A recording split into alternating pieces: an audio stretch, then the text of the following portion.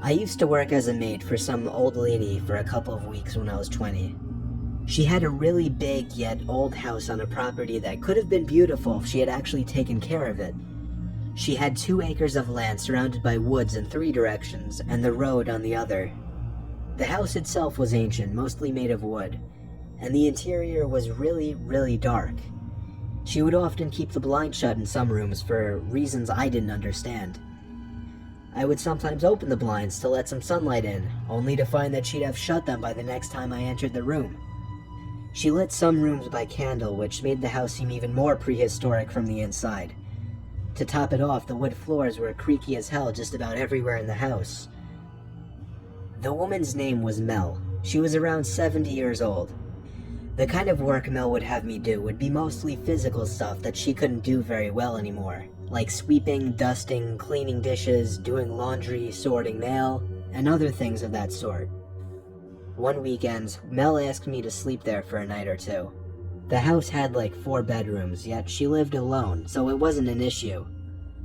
Well, this takes place over the course of a Friday, and technically a Saturday as well. I arrived as per usual on Friday, speaking very few words to Mel. I dropped my backpack full of my clothes and cosmetics onto the bed in the bedroom that I was going to be sleeping in. As I turned to the door, I saw Mel standing by the doorway. She had a creepy way about her, and this entrance was no exception. She didn't say hello, which wasn't as weird as it sounds. She just instructed me to clean the bedroom right away.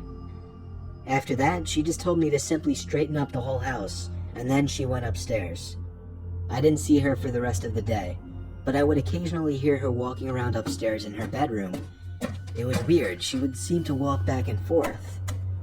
There were no TVs in this house, so I didn't know what she could have been doing.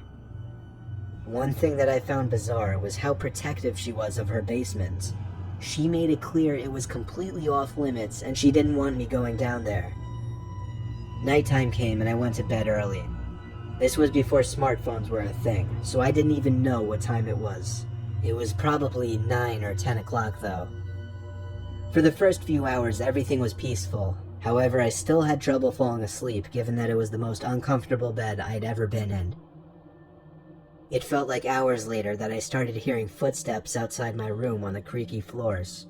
It sounded like Mel was passing my room really slowly. Maybe she was just going to the bathroom. A few minutes later, I heard her footsteps again, but then she stopped outside my door this time. I sat up and listened. I could hear the creaking from behind the door of Mel standing there, and it was starting to creep me out. She finally walked away. I heard her go down the stairs, and then I heard a door open and close from downstairs. I had a feeling it was the basement door. It was a while later that I heard the door open and close again, and then heavy, slow footsteps coming up the creaky stairs. The footsteps once again came to my door, then stopped. I sat up once again to listen, and I could hear creaks of pressure on the floor outside the door. And then I heard the doorknob start to turn. I laid back down and pulled the sheets over me and pretended to be asleep. I heard Mel take a few steps into the room, pause, and then leave. She went back to her room and shut the door. I was a bit disturbed. This was very bizarre behavior. I waited about half an hour before deciding I had to see what was in that basement. I got out of the rickety bed, tiptoed to the door, and then tiptoed down the stairs the best I could. I opened the heavy basement door, flipped on the lights, and crept down the stairs.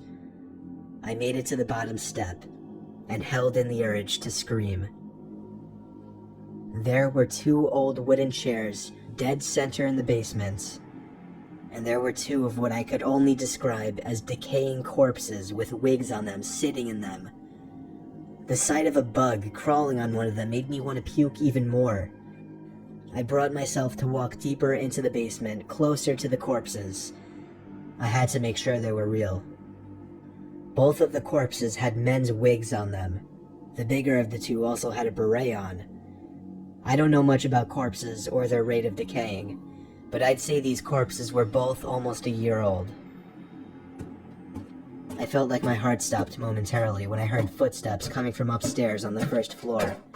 I couldn't make it to the light switch. I had no time.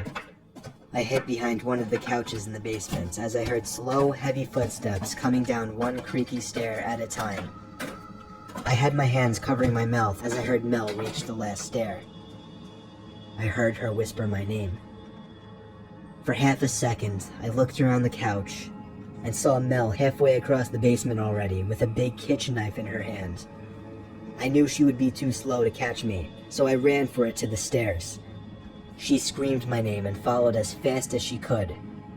When I made it to the first floor of the house, I ran upstairs to the bedroom I was sleeping in to grab my backpack.